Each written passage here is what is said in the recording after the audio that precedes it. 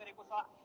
Gen Z कुट्ने एमाले कार्यकर्ता पक्राउ नपर्दा बारामा जे भयो।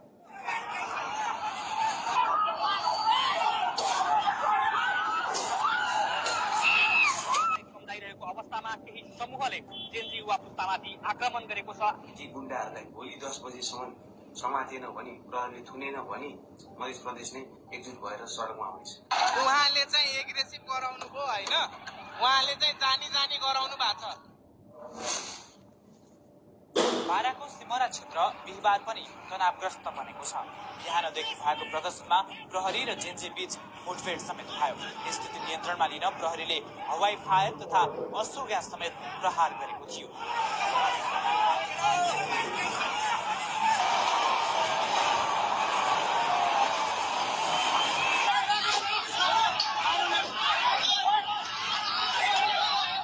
बुधबार एमाले कार्यकर्ताले जेन्जी युवाहरूमाथि कुटपिट गरेका थिए। एमाले कार्यकर्ताको कुटाईबाट सम्राट उपाध्याय सहित केही जेन्जी युवा गाडी किन आएको यहाँ? गाडी किन लिएर आएको यहाँ? खोलेको यहाँ राम्रो हुँदैन। तपाईहरु यो ठाउँमा नबस्दिनु हुनुको लागि म हार्दिक अनुरोध गर्दछु। निवेदन गर्न त्यसलाई छोयो भने मात्रै म भन्दैछु सबै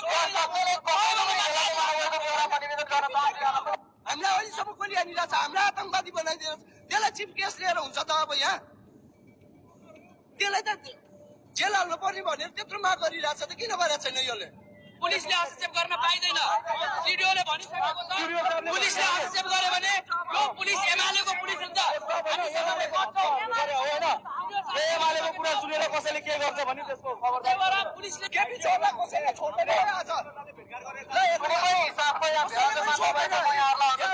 ग्रुप देखाइरहेको छ है, तपाईहरु जानुपर्छ। छोयो भने पनि राम्रो हुँदैन मैले अहिले भनिसके। यहाँ यो 5 गते के गर्न आएको त? माओवादीले झण्डा बोकेर आउँदाखेरि चाहिँ नरोक्ने, घाइतेले न्याय चाहियो भनेर शान्तिपूर्वक गर्दाखेरि चाहिँ रोक्न पाइँदैन है। हामीलाई कसैले चुन्छ भने त्यसपछि खबरदारी कार्यक्रम त हाम्रो छँदैछ त्यसमा हैन। यो के को लागि आउँदैन हामीले यो के गर्न म यहाँहरुलाई अनुरोध गर्दछु। आज आजमा नभएको बेहोरा म यहाँ निवेदन गर्न चाहन्छु।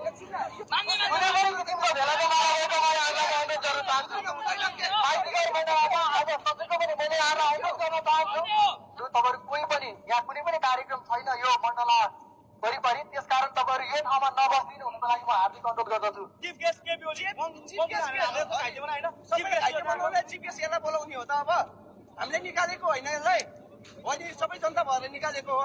आज चाहिँ किन चिफ गेस्टमा आइपुग्यो त? यहाँ बस्छु भनेपछि स्टुडियोबाट आदेश लिएर आएको यहाँ के आदेश पेपर देखाउनु पर्छ?